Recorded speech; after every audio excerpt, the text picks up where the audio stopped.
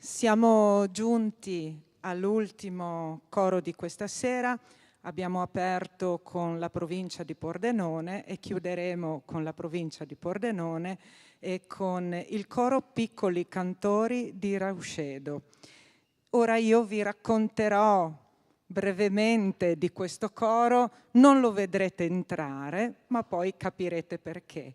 Quindi i Piccoli Cantori di Rauscedo nascono oltre 15 anni fa in seno all'attività didattico-musicale promossa dalla Corale di Rauscedo e rivolta a bambini e ragazzi del territorio. Si compone di oltre 30 giovani allievi e negli ultimi anni ha maturato importanti esperienze e collaborazioni in ambito provinciale e regionale. Nell'aprile del 2016 il coro è intervenuto alla trasmissione Canto di Primavera, una vetrina promossa dall'Usci Friuli Venezia Giulia dedicata alla coralità infantile della regione, in onda su Telefriuli.